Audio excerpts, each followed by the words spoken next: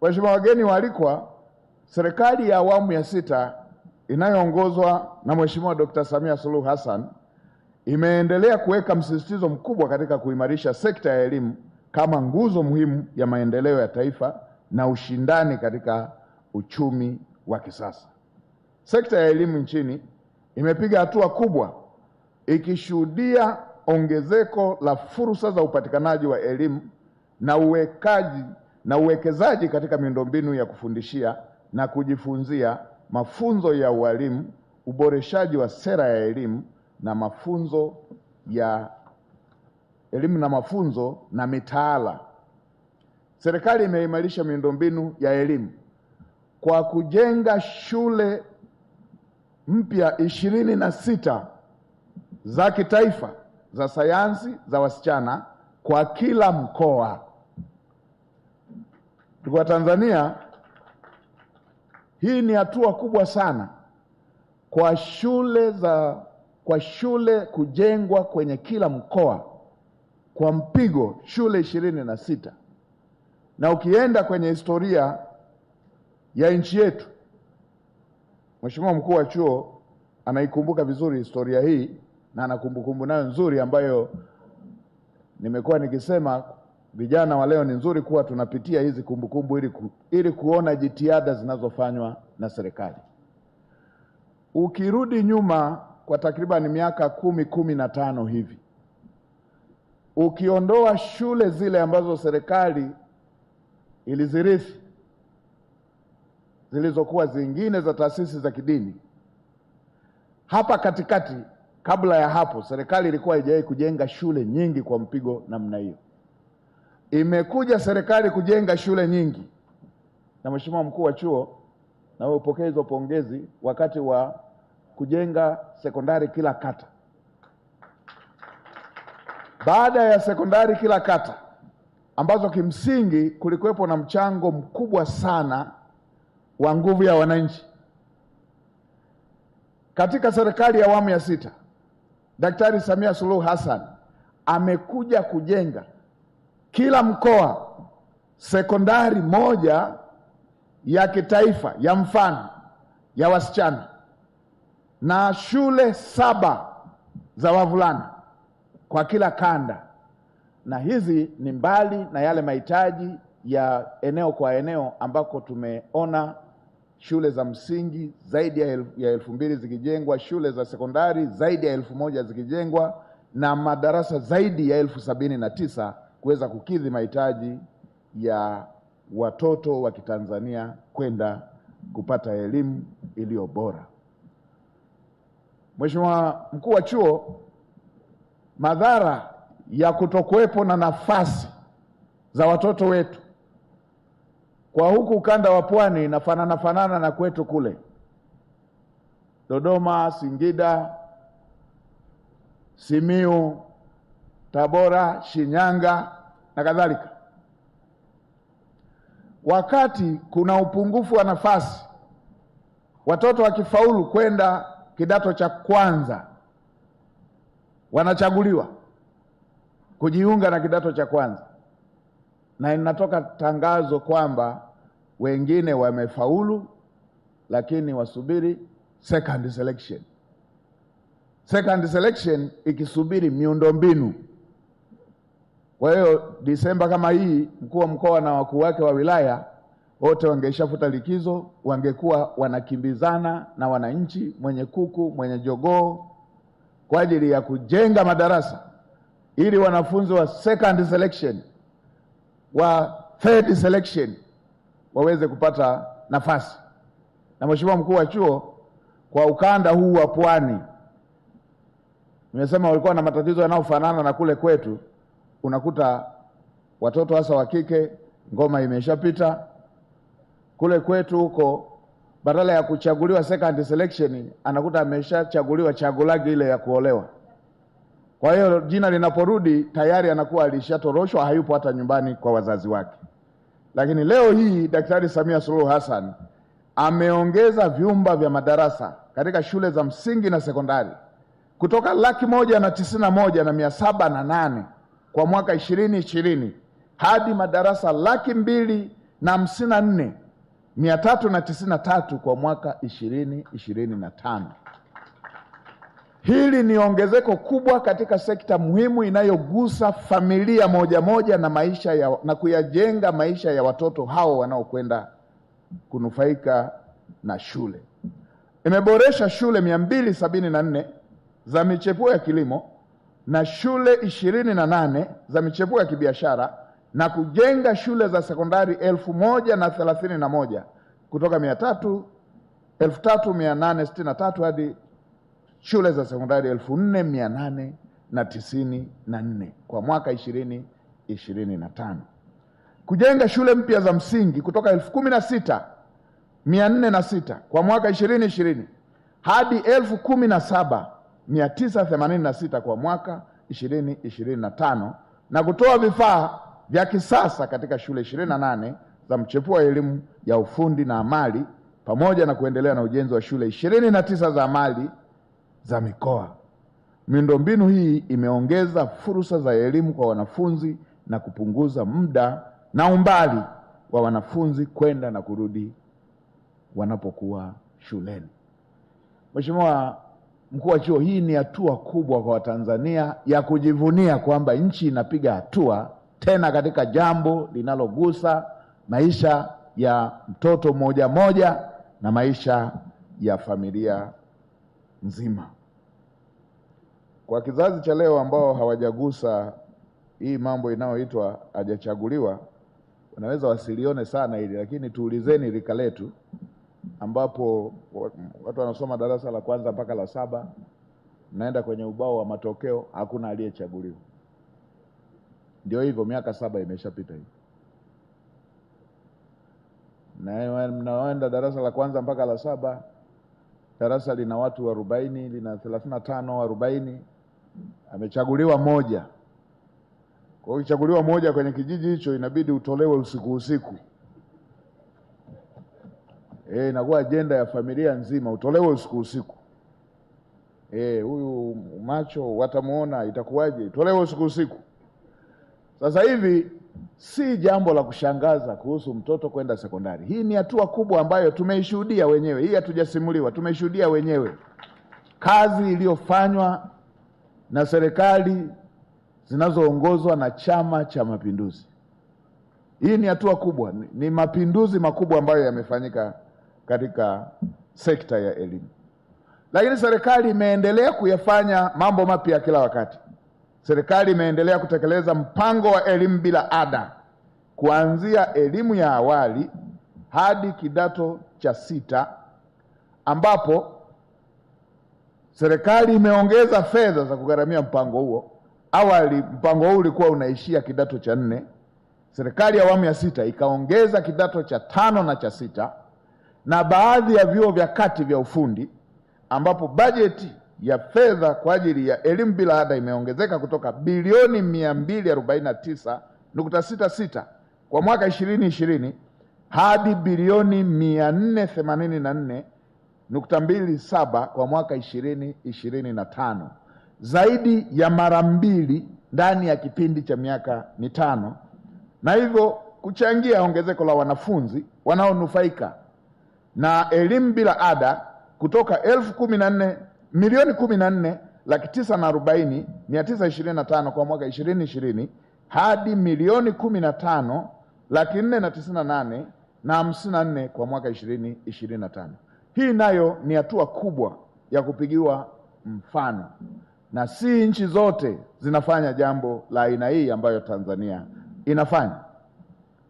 Katika kipindi cha miaka michache iliyopita, serikali imeongeza uwekezaji mkubwa katika elimu ya juu kwa kujenga na kupanua vyuo vikuu kama nilivyotangulia kusema hapo mwanzo, kwa kujenga kampasi mpya, kwa kuongeza miundombinu ya kufundishia na kujifunzia, pamoja na kuboresha mazingira ya utafiti na ubunifu. Hatua hizi zimeongeza kwa kiasi kikubwa upatikanaji wa elimu ya juu katika maeneo mbalimbali ya nchi, hususani nje ya miji mikuu, na hivyo kupunguza pengo la fursa katika miji na vijijini. Lakini serikali pia imeboresha mazingira ya wanafunzi wenyewe. Hivi tunavyoongea mwaka jana tu Daktari Samia Suluhu Hassan aliongeza boom. Boom hii ni lugha ya kiwanafunzi. Lakini sio hilo tu. Zaidi ya mara 2 aliongeza, alidouble. Lakini sio hilo tu. Ameweka msisitizo wa kuhakikisha fedha kwa ajili ya wanafunzi wa vyuo vikuu zinatoka kwa wakati. Hii imefanya mambo ya migomo ya vyuo vikuu kuwa historia. Hii ni jitihada ya kuweka utu na tabasamu kwa kila kundi la Mtanzania. Wakati huo huo, serikali imeendelea kuimarisha bodi ya mikopo ya elimu ya juu kwa kuongeza bajeti kutoka shilingi bilioni 464 mwaka 2020-2021 hadi bilioni 916.7 kwa mwaka 2025-2026, ikiwa ni ongezeko la asilimia 98 ndani ya miaka 4. Hatua hii inawezesha vijana wengi zaidi kutoka familia za kipato cha chini kupata fursa ya kujiendeleza kielimu, ambapo idadi ya wanufaika imeongezeka kutoka 177,000 hadi 252,773 kwa mwaka 2025-2026. Hii ni ongezeko kubwa ndani ya kipindi kifupi. Na Mheshimiwa Rais alifuta riba kwa wanafunzi ambao wamenufaika na mikopo, na kwa kweli Mheshimiwa Waziri, endelea kutekeleza agizo hilo la Mheshimiwa Rais, na wanafunzi ambao hawajapata ajira wanufaika ambao hawajapata ajira wasisumbuliwe. Wale ambao wamepata ajira ndio waweze kurejesha, ili na wenzao waweze kunufaika na elimu kwa kutumia bodi hiyo ya mikopo. Vile vile serikali imeweka msisitizo mkubwa katika utafiti, sayansi, teknolojia na ubunifu kwa kuhamasisha vyuo vikuu kuunganisha mafunzo ya mahitaji halisi ya soko la ajira na uzalishaji. Mageuzi haya yameongeza mchango wa vyuo vikuu katika kutatua changamoto za maendeleo na kuongeza tija katika uzalishaji na kukuza uchumi unaotegemea maarifa. Ujenzi wa kampasi ya kilimo ya Chuo Kikuu cha Dar es Salaam hapa Lindi ni ushahidi mwingine wa dhamira ya dhati ya serikali ya awamu ya 6 ya kufanya elimu ya juu kuwa chombo cha mageuzi ya kiuchumi na kijamii. Kupitia kampasi hii, serikali inalenga kuandaa wataalamu wabobezi wa kilimo, utafiti na biashara ya kilimo watakaosaidia kuongeza uzalishaji na thamani ya mazao, ajira kwa vijana na mapato ya wakulima. Kwa kuwa programu ya kilimo ya Chuo Kikuu cha Dar es Salaam sasa inakuwa miongoni mwa vyuo vikuu vichache sana hapa barani Afrika na duniani inayotoa mafunzo katika karibu kila sekta muhimu ya maendeleo ya kibinadamu. Hii inathibitisha hadhi ya Chuo Kikuu cha Dar es Salaam kama chuo kikuu cha kimataifa, na kampasi hii ya Lindi itakuwa lango muhimu la kuimarisha ushirikiano wa kikanda na kimataifa katika sekta ya kilimo na teknolojia na biashara na utafiti. Kwa mafanikio haya, serikali inaendelea kuijengea Tanzania yenye rasilimali za watu bora wenye maarifa, ujuzi na maadili watakaokuwa nguzo ya utekelezaji wa dira ya maendeleo 2050 na ajenda ya maendeleo endelevu. Serikali ya Jamhuri ya Muungano wa Tanzania inaendelea kufungua kanda ya Kusini kupitia uwekezaji kwenye miradi mbalimbali. Nimeona baadhi ya maeneo ambayo mkuu wa mkoa uliyaongelea. Serikali imepokea na inayafanyia kazi yanayohusisha bandari ya Mtwara kama ambavyo ulisema, upanuzi wa barabara, na jana tumekagua madaraja ikiwemo Mtwara, Mingoyo, Masasi, Mingoyo, Mkungu, Marendego na Ngurukuru, Lindi, Mingoyo, kuimarisha upatikanaji wa umeme ambapo najua kuna mradi ambao unaendelea, na kuendelea na ukarabati na upanuzi wa miundombinu katika viwanja vya ndege pamoja na reli ya kisasa kama ilivyoainishwa kwenye ilani ya uchaguzi. Na kwa hapa tumekagua pia hospitali ya rufaa ambayo ni mpya katika kipindi cha miaka 5 ijayo. Ilani ya uchaguzi imeelezea maeneo mengine ambayo yatafanywa kazi, ikiwemo ukarabati wa barabara katika maeneo ya 88, kampasi ya chuo kikuu cha Ngongo kama ambavyo mkuu wa chuo umetoka kuelezea, na yenyewe imo kwenye barabara ambazo zitafanywa kazi, ikiwa ni kilomita kama 6 kwa kiwango cha lami. Ngongo na Ruangwa kilomita 6 kwa kiwango cha lami. ujenzi wa barabara ya Kilambo kilomita 1.5, barabara ya Mahakama kilomita 1.2 kwa kiwango cha lami, ujenzi wa barabara ya Mtange Kinengene Kibaoni kwa kiwango cha lami, ujenzi wa barabara ya Mahakama Mitwero kilomita 1.2, na barabara hizi Mheshimiwa Mbunge ulikuwa unaniletea kimemo kila wakati, zimo kwenye ilani na serikali inaweka uzito wa kuweza kuzitekeleza kwa kiwango cha lami. Maelekezo mahususi kwenye eneo hili. Huwa upo utaratibu, tukiangalia hapa tunaambiwa malengo ya hapa ni ya miaka 2025 mpaka 2045, na eneo tumeshalipata kubwa. Nielekeze wizara pamoja na mkoa kuangalia shughuli zitakazoweza kutunza eneo hili na mipaka ikajulikana, ili tunapofika 2045 pasiwepo na mtu wa kuanza kuvamia eneo tukapata tena shida. Kwa hiyo tuangalie aidha kwa kuweka miundombinu itakayolitenga eneo hili na lionekane kwamba limetengwa kwa shughuli mahususi ya sasa na miaka 20 ijayo, ili kuweza kuepuka migogoro ambayo inaweza ikajitokeza. Na bahati nzuri naibu waziri wa ardhi huko hapa, waelekeze watu wako wa ardhi, hao ndio mafundi wa kutoa hati mara mbili, wasijaribu kumpa mtu hati kwenye eneo hili. Nilipanga haya kuja kuyasemea siku nitakapotembelea wizara ya ardhi, lakini hili ndio eneo ambalo linaongoza kwa ofisi za serikali kuwa na watu mpaka 4 wote wana hati, kila mmoja anaonesha hati yake, watu kuuziwa eneo hilo hilo mara 2. Sasa hii niweke akiba, tutaongea tutakapokuja hapa, lakini hii hapa waelezee moja kwa moja, waweke kwenye kompyuta zao, waweke na kwenye kumbukumbu zao na kwenye notebook zao. Asijichanganye mtu akatoa eneo tena kwenye eneo ambalo limetengwa mahususi kwa ajili ya jambo hili. Na tutakapokuja huko tutaongea kwamba watu wafanye mapitio kwenye hati zote ambazo wamewahi kutoa, ili tukomeshe hii habari ya kila mtu analia kuhusu hati na watu wako ofisini waliofanya mambo haya. Kwa hiyo nimetanguliza tu, lakini tutakuja kuongea nitakapokuja kutembelea huko wizarani. Lakini lazima ili eneo mkuu wa mkoa pamoja na wizara tuangalie limewekwa kwenye malengo mazuri ya kuanzia sasa na mpaka 2045. Tanzania ni nchi ya kilimo. Takriban 65% ya Watanzania wanajihusisha moja kwa moja na shughuli za kilimo, na sekta hii inachangia zaidi ya 25% ya pato la taifa. Na Rais Daktari Samia Suluhu Hassan amedhamiria kwa dhati kufanya mageuzi kwenye sekta ya kilimo, akiwa ameongeza bajeti kwa zaidi ya mara 5 kutoka takriban bilioni 200 kwenda zaidi ya trilioni 1.2 kwenye kilimo, akiwa ameongeza kutoka miradi 13 tu ya umwagiliaji iliyokuwa inatekelezwa hadi miradi 780, mara 2 ya hekta za umwagiliaji zilizokuwa zinamwagiliwa. Hivyo tunahitaji wataalamu na kulima kwa kisasa, na hatua hii italeta mapinduzi makubwa ambayo yasingeweza kufikiwa bila elimu bora, utafiti wa kina na matumizi ya teknolojia ya kisasa.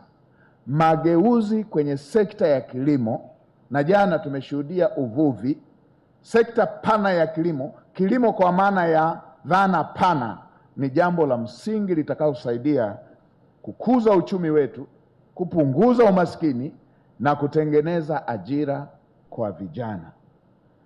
Leo hii viwanda tunavyoongeleaga, maeneo mengi tunayoona mazao yale yanayozalishwa, ukiangalia mafuta yale yanayowekwa kwenye galoni, unapita pale Panda Mbili wapi hapo kutokea Dodoma ama Shelui pale, haya ni mengi tu yakiwa yamewekwa pembezoni mwa barabara. Hivyo na mananasi kutoka kwa mkuu wa chuo ni mengi tu yakiwa yamewekwa barabarani pale. Ukiweka kiwanda cha 24/7 vijana wafanye kazi kwa shifti, kinawashwa wiki moja tu. wiki moja tu raw material hiyo inaisha. Kwa hiyo mageuzi haya ambayo serikali inafanya leo yatatoa matunda yake, lakini si matunda ya wiki moja, si jambo la wiki moja. Ili kuweza kuwa na raw materials zinazotosha kukifanya kiwanda kifanye kazi masaa 24 kwa msimu wa uzalishaji, na pengine kwa materials za akiba, malighafi za akiba ambazo zimewekwa katika eneo husika. Kwa hiyo hii ni hatua muhimu ya utafiti. Hatuwezi kufika huko bila utafiti, bila wataalamu, bila kufanya mageuzi na kufanya kilimo kilicho cha kisasa. Hiki ndicho ambacho serikali ya awamu ya 6 chini ya Dr. Samia Suluhu Hassan inajaribu kukifanya, na si tu kwa maneno, vitendo vyake vimeanza. Ndio umeona bajeti hiyo, unaona miradi hiyo inayofanyika, lakini pia na jitihada hizi za kuongeza wataalamu wa utafiti na wataalamu wa sekta hizi husika, kama hili jambo tunavyofanya leo hapa. Hivyo wakati naelekea mwishoni mwa hotuba yangu, nitumie fursa hii kusisitiza mambo machache. La kwanza, Chuo Kikuu cha Dar es Salaam, hakikisheni kampasi hii ya kilimo inakuwa kitovu cha ubora wa wataalamu wa utafiti na ubunifu unaolenga changamoto halisi za wakulima, wafugaji na wavuvi, ikiwemo mbegu bora, mabadiliko ya tabia ya nchi, umwagiliaji wa kisasa na teknolojia zinazoongeza thamani na kuzalisha mazao yanayolenga soko na hadhi ya uzalishaji unaokubalika kwenye masoko. Kuna baadhi ya viwanda, pamoja na kwamba tuna raw materials zinapatikana, lakini unakuta hazifikii viwango vile vinavyotakiwa, na hivyo kuleta changamoto ya mazao ambayo tayari yameshazalishwa kukosa masoko, ili hali viwanda na vyenyewe vinakosa malighafi. Kampasi hii ihakikishe mafunzo yanayotolewa yanazingatia zaidi ujuzi wa vitendo na ubunifu na ujasiriamali, ili wahitimu waweze kujiajiri, kuajiri wengine na kuwa sehemu ya suluhu ya changamoto ya ajira. Wahitimu wawe practical, wawe wa vitendo, waweze kujiajiri na waweze kuajiri na wengine, ili kuweza kusaidiana na serikali kwenye masuala ya kupambana na changamoto za ajira. Duniani kote hakuna nchi inayoendelea ambayo wananchi wake wote wameajiriwa serikalini. Kwa hiyo sekta binafsi ndiyo mkombozi duniani kote kwa tatizo la ajira. Ninasisitiza umuhimu wa kuimarisha ushirikiano kati ya chuo kikuu hiki, sekta binafsi na taasisi za utafiti wa wakulima na halmashauri, ili tafiti na maarifa yanayozalishwa hapa yaweze kutafsiriwa moja kwa moja kama tija ya kiuchumi na maendeleo ya kijamii. Na taasisi zetu hizi ziweke kumbukumbu ya wahitimu wao waliohitimu kwa ubora wa kutolewa mfano, ili waweze kusaidia taifa katika masuala haya. Wale wenye distinction, Profesa, nadhani unanipata vizuri, tusipoteze watu wa aina hiyo. Tunakuwa na watu wanahangaika, ukimpa jambo ana struggle sana, alafu na watu wenye distinction hawajapata connection. Ni vizuri uwezo uwe unaamua kwenye mambo haya ya msingi ambayo yako based na uwezo. Uongozi wa chuo kwa kushirikiana na Wizara ya Elimu, Sayansi na Teknolojia uhakikishe matumizi ya TEHAMA, mifumo ya kisasa ya kufundishia na kujifunzia, pamoja na usimamizi madhubuti wa rasilimali, ili kampasi iwe endelevu na shindani kimataifa. Wizara ya Elimu, Sayansi na Teknolojia na wadau wa maendeleo, endeleeni kushirikiana katika kuhakikisha kampasi hii inakamilika kwa wakati, kwa ubora unaokusudiwa, na inaanza kutoa mafunzo kwa kasi, na matunda ya uwekezaji huu yaweze kuonekana mapema kwa wananchi na taifa kwa ujumla. Mmenituma nikamfikishie Mheshimiwa Rais kuhusu lini inaanza.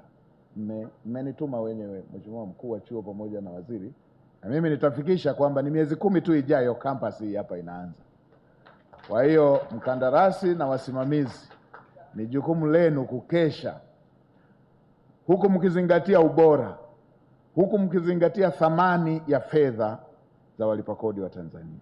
Ninatoa wito kwa wananchi wa mkoa wa Lindi na mikoa jirani kulinda na kumiliki kampasi hii kama rasilimali yao ya maendeleo. Hii ni mali yenu, kwa kushirikiana na chuo kikuu kutoa huduma, mazingira rafiki na ushirikishaji wa jamii. Hii ni mali yenu wana Lindi. Pamoja na kwamba watumiaji hautazingatia ukabila, udini wala ukanda, lakini ukweli unabaki vile vile kwamba hii ni mali yenu wana Lindi. Haya majengo hamna siku tutayahamishia Chalinze, yatakuwepo hapa hapa. Hii ni mali yenu wana Lindi. Na fedha hii, nilimsikia mkuu wa chuo akisema ufadhili. Si ufadhili, huu ni mkopo. Makamu mkuu wa chuo alisema ufadhili, mkuu wa chuo umesema vizuri. Mkuu wa chuo umesema vizuri, ni mkopo. Huu ni mkopo.